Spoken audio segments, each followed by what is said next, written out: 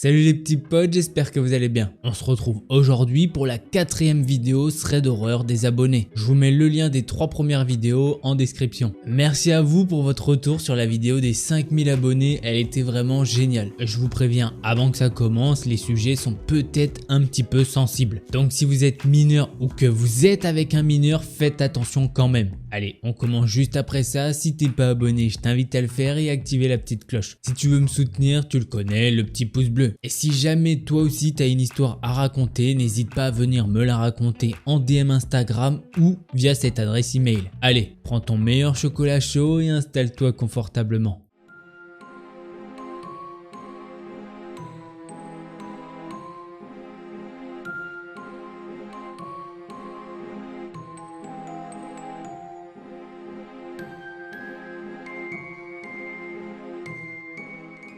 L'histoire que je vais vous raconter, c'est celle de Coralie. Elle a maintenant 23 ans et elle est mère d'une petite fille de 2 ans et demi. Mais cette histoire se passe un petit peu avant 2012 quand Coralie a 14 ans. Coralie est une adolescente comme les autres. Puis un jour, un jeune homme de 25 ans a emménagé dans l'appartement en face de la maison de son ex-beau-père. Coralie a fait connaissance avec lui et tout se passe bien. Elle allait même souvent chez lui pour regarder des films. Et au bout d'un moment, Coralie a même développé des sentiments pour cet homme malgré l'écart d'âge. Au bout de 2 mois, fin mars, le voisin de Coralie lui dit qu'il l'aime et il lui demande si elle veut sortir avec lui. Coralie a de forts sentiments pour lui et elle décide d'accepter. Il y a une chose que Coralie ne nous a pas dit pour l'instant, elle a envie de mettre fin à ses jours à cause du harcèlement qu'elle subit au collège. Et à ce moment-là, elle est très influençable et son voisin il l'a très bien compris. La mère de Coralie avait peur de perdre sa fille et elle n'a donc rien dit. La relation qu'elle a eue avec son voisin a pratiquement duré 3 ans. Malheureusement, tout au long de cette relation, cet homme va abuser de Coralie à plusieurs reprises. La première fois, c'était en mars 2012. Soit très peu de temps après qu'ils se soient mis ensemble. Pendant cette relation de 3 ans, son voisin lui a avoué qu'il aimait les petites filles. Il a forcé Coralie à faire des photos de la plus grande des filles de son ex-beau-père qui avait 9 ans. Et il l'a aussi forcé à poser pour lui. Et si jamais elle avait le malheur de refuser, il la frappait. Coralie a peur d'en parler à sa mère et elle vit avec son voisin maintenant, car elle ne peut pas supporter le compagnon de sa mère. Elle nous dit qu'elle n'a pas vraiment laissé le choix à sa mère et que si sa mère l'en empêchait, elle allait sauter par la fenêtre. Fenêtre qui est au 3e étage. Du coup, comme vous l'avez compris, Coralie vit maintenant avec son petit ami et il a une très grosse emprise sur elle. Coralie est obligée de faire des choses physiques avec lui tous les jours, sinon il la frappe. Et il l'a frappée tellement fort qu'elle pouvait tomber dans les pommes. On va maintenant passer en décembre 2014 pour les fêtes de Noël. Coralie est partie avec sa mère, son compagnon et ses filles en vacances à Mulhouse. Lors de ces vacances, le copain de Coralie ne lui répondait que très peu. Et le soir du 24 décembre, alors qu'il ne répondait pas à Coralie, elle a décidé de se connecter sur son compte Facebook pour voir ses messages. Coralie est tombée de haut quand elle a vu qu'il avait des relations avec une amie à elle. Son amie qui était encore plus jeune qu'elle. Après avoir vu tout ça, elle a décidé de l'appeler pour lui dire que c'était fini entre eux. Après ça, elle s'est sentie beaucoup mieux, elle a pu avoir d'autres relations. En mars 2021, Coralie est convoquée chez les gendarmes pour être entendue en tant que témoin car la plus grande fille de son ex-beau-père a porté plainte contre lui pour tentative d'abus physique en 2013. Ce qui fait qu'elle est de nouveau dans cette histoire alors qu'elle pensait en être débarrassée. Les gendarmes lui demandent de raconter ce qu'elle sait et ce qu'il lui a fait lors de leur relation. À ce moment-là, Coralie, c'est la première fois qu'elle se livre et elle dit tout ce qui lui est arrivé dans les moindres détails. La mère de Coralie a appris qu'elle avait été abusée physiquement à l'âge de 19 ans. Elle pensait que c'était la dernière fois dont elle devrait parler de cette affaire, mais non. Elle a dû retourner chez les gendarmes en novembre pour être réentendue et elle a appris qu'elle va devoir témoigner contre lui au tribunal. Elle nous dit que elle, à la rigueur, ça la dérange pas trop, mais que sa mère l'a eu au téléphone en mi-novembre et pendant cet appel, il a menacé de mort Coralie, sa mère et sa fille. Et il a même ajouté un petit détail vraiment creepy, comme quoi sa petite fille est très mignonne. Coralie est tétanisée, surtout que lors de son rendez-vous début novembre, elle a appris qu'il y a 2 ans, il a abusé de sa fille qui avait 2 ans. Aujourd'hui, sa fille à lui a 4 ans et elle est en foyer. Coralie a peur de le croiser, qu'il s'en prenne à sa fille car malheureusement, il sait où elle vit. Voilà, c'est ainsi que se termine cette première histoire. Avant que je fasse un petit débrief, je pense qu'on peut directement envoyer un maximum de force à Coralie. Ensuite, effectivement, c'est très grave ce qu'elle a vécu. Si jamais vous vivez ce genre de choses, n'hésitez pas à en parler autour de vous. À une association qui s'y connaît ou tout bêtement à la police, ils sont là pour ça. On va passer de suite à la seconde histoire.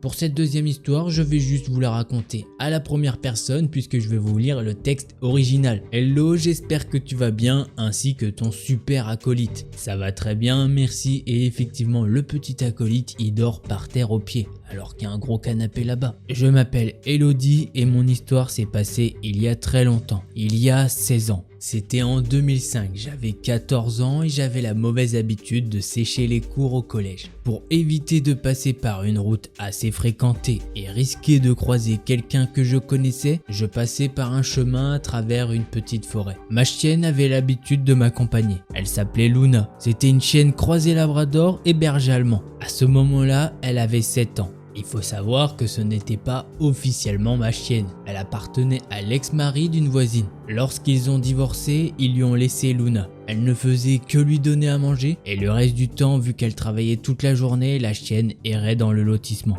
De mon côté, mon rêve était d'avoir un chien. Nous nous sommes donc mutuellement adoptés. Il arrivait le mercredi que j'aille au collège à pied pour éviter une heure d'études. Et Luna avait pris l'habitude ce jour-là de m'accompagner. Elle attendait à côté du collège que je ressorte et elle m'accompagnait sur le chemin du retour. Ce jour-là, c'était un jeudi à 15 h. J'ai présenté mon faux mot de sortie qui m'évitait un cours de sport. J'ai eu l'agréable surprise au milieu du trajet de voir Luna arriver dans ma direction en courant. Nous avons donc continué de marcher ensemble. J'écoutais de la musique sur mon MP3 quand une réaction bizarre de Luna m'a sorti de mes pensées. J'ai enlevé mes écouteurs et j'ai vu ma chienne, le poil hérissé, se mettre à grogner. J'ai regardé autour de nous mais je n'ai rien vu. Je me suis donc dit qu'elle avait dû voir un chat ou un autre animal. Nous avons continué à marcher mais j'avais un mauvais pressentiment. Je me sentais comme observé et Luna à présent marchait collée à moi alors qu'en général elle faisait un peu sa vie en allant renifler les odeurs des lapins qui vivaient dans cette forêt. J'ai donc décidé d'emprunter un autre chemin qui me rapprocherait de la route. D'un coup, alors que je me dirigeais vers cet autre itinéraire, Luna s'est mise à avancer en grognant devant moi, le dos tout hérissé, la queue tendue. Elle s'est arrêtée devant moi. J'ai enlevé mes écouteurs et j'ai entendu une voix d'homme. J'ai demandé qui était là et que j'étais accompagné d'un chien méchant alors qu'elle n'avait jamais fait de mal à personne. La voix de l'homme semblait proche mais je n'arrivais pas à voir d'où elle pouvait venir. Pour vous décrire l'environnement, il y avait beaucoup d'arbres et de buissons et vu que j'avais décidé de changer d'itinéraire, j'avais quitté le chemin de balade et là où je me trouvais, l'endroit n'était pas très entretenu. L'homme m'a alors demandé de l'attacher car il avait peur des chiens et ça toujours sans se montrer.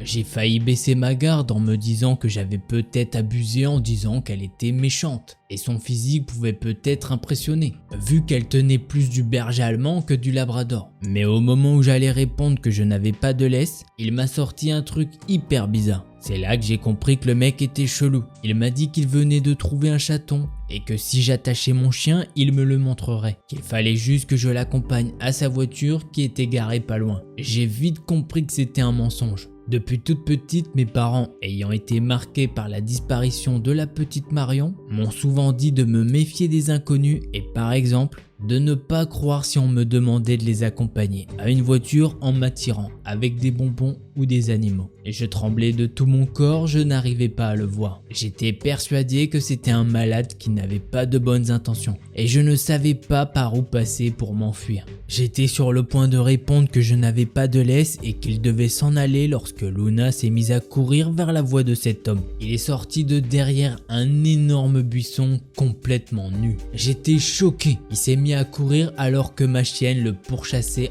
en aboyant. J'ai tout d'un coup retrouvé l'usage de mes jambes et j'ai couru vers la route. J'entendais ma chienne aboyer jusqu'à ce que j'entende une voiture démarrer en trombe. J'ai vu la voiture de loin et j'ai deviné que c'était cet homme qui la conduisait. J'ai eu une peur énorme qu'il ait fait du mal à ma chienne. Je me suis mis à pleurer en imaginant qu'elle soit blessée ou pire. Je hurlais le nom de ma chienne quand je l'ai vue revenir vers moi. Nous avons couru le long de la route sur la piste cyclable qui nous ramenait à la maison. Là au moins je me disais qu'avec l'heure de pointe qui approchait et les maisons aux alentours, ce taré n'aurait pas l'idée de revenir me voir. Lorsque ma mère est arrivée à la maison, je lui ai tout raconté. Nous sommes partis faire une déposition à la gendarmerie. J'ai été puni car j'ai dû avouer avoir séché. Mais j'avoue que cette aventure m'a fait passer l'envie de sécher et refaire le trajet à pied. Nous avons appris quelques jours plus tard qu'un homme probablement qui aimait trop les enfants avait été signalé par d'autres collégiennes du village voisin. Il aurait essayé de les kidnapper.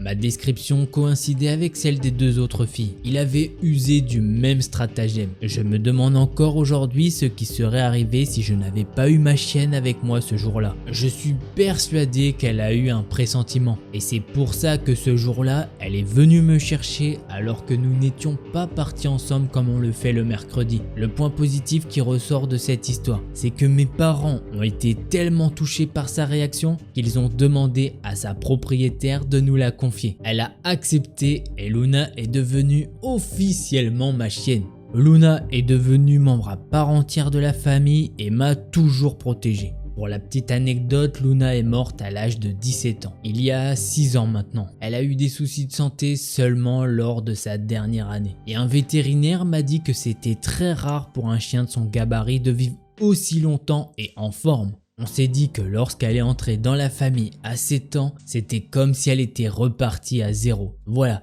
je tenais à te partager cette histoire en grande partie pour lui rendre hommage. Je me suis aidé de mon vieux journal intime pour me replonger dans cette histoire. Je t'avoue qu'au final, au-delà de la peur que j'ai pu ressentir ce jour-là, ce qui a pris le dessus lorsque je l'ai relu, c'est tout l'amour et la dévotion que m'a apporté cette chienne, qui à cette époque ne m'appartenait même pas. Voilà. C'est ainsi que se termine cette seconde histoire. Bon, que dire, vous connaissiez Cookie le boss, mais vous avez maintenant Luna la boss. Parce qu'effectivement, Elodie et Luna allaient au collège le mercredi ensemble, mais là, ce jeudi-là, elles y étaient pas allées ensemble. Du coup, elles pouvaient pas savoir qu'elle était en danger. Mais bon, comme je le dis, Luna c'est vraiment une boss et elle a capté qu'il y avait un danger pour Elodie et elle est venue la secourir. Magnifique! Quand j'ai lu cette histoire, j'ai pensé à l'Incroyable Voyage. Magnifique film d'ailleurs. Je te remercie Elodie de nous avoir partagé cette histoire qui est fort sympathique. Et on envoie aussi un maximum de force à Elodie qui sans Luna, on sait pas ce qui se serait passé non plus. On passe de suite à la troisième histoire.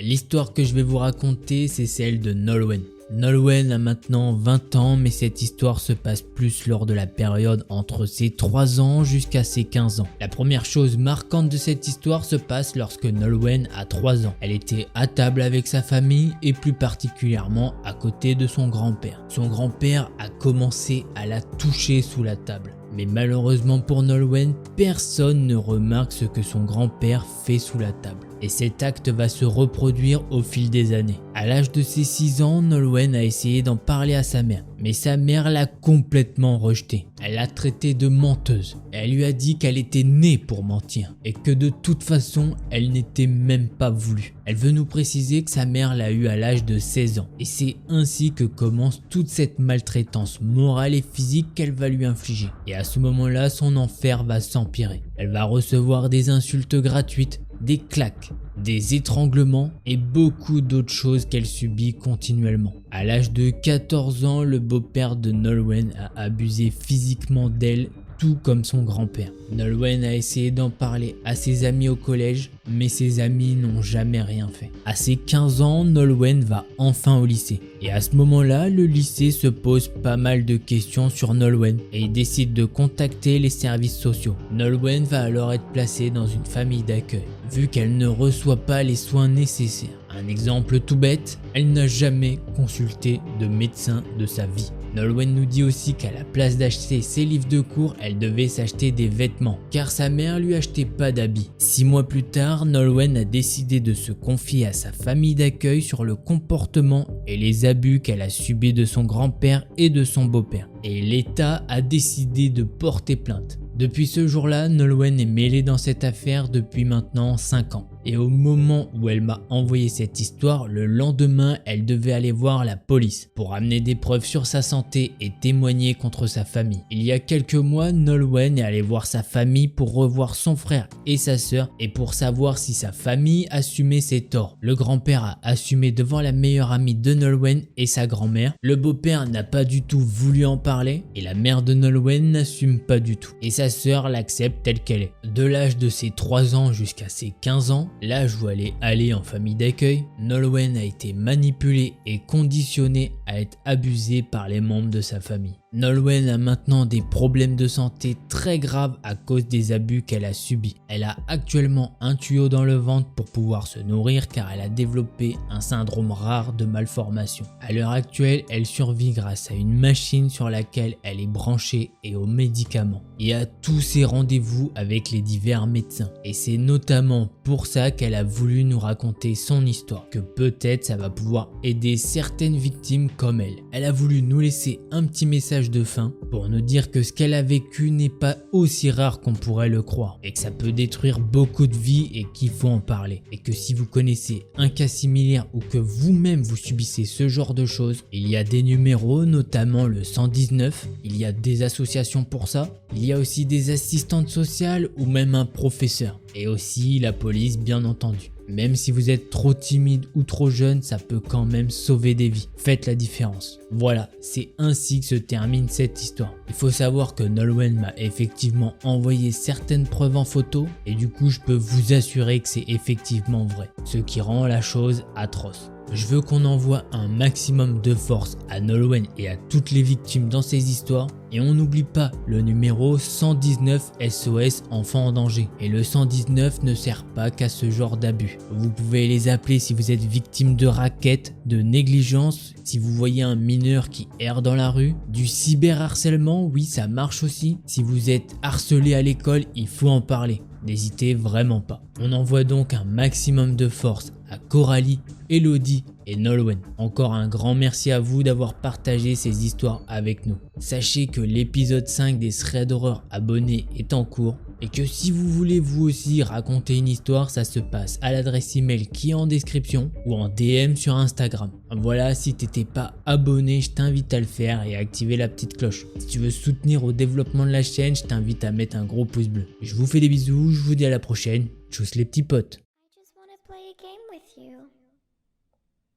Hey, don't you run away. Please stay. Stay with me. If you don't come play with me, then we will kill you.